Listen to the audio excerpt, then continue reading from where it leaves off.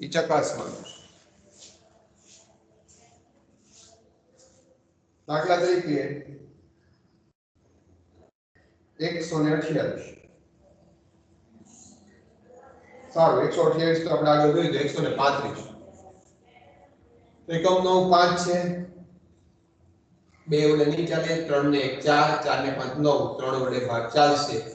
3 ચોક 12, 3 પંચા 15, 15 તેરી 45, 5 તેરી 15. તો 135 બરાબર એના અવયવ લખી નાખવાના 3 ગુણ્યા 3 ગુણ્યા 3 ગુણ્યા 5. તો અહીં 3 3 ની જોડ બનાવતા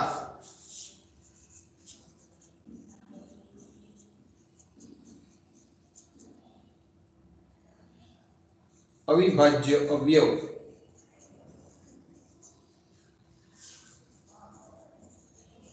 પાંચ બાકી રહે છે.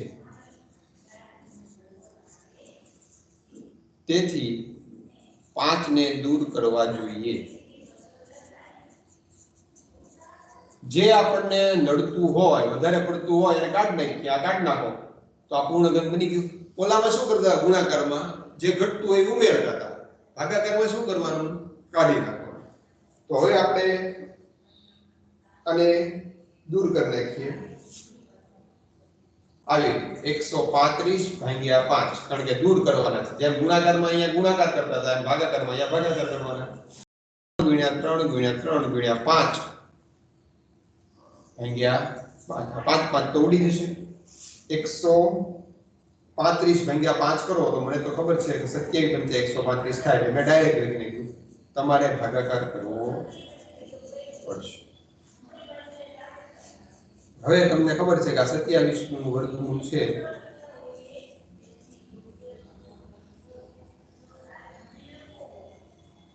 એ 3 થશે.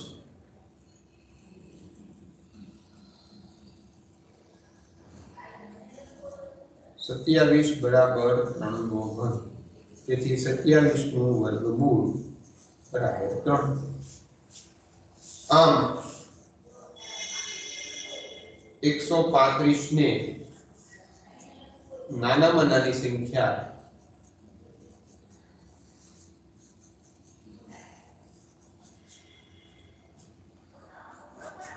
કેટલા વડે ભાગીએ આપણે? 5 વડે. 5 વડે ભાગવાથી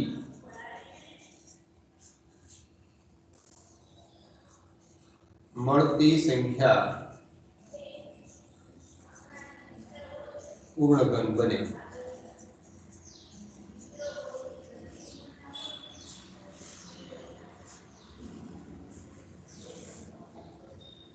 આ રીતે આપણે રીત કરવાની છે દરેક દાખલામાં. તો હવે જે બાકીના દાખલા છે એમાં આ જ રીતે આપણે ગણશું.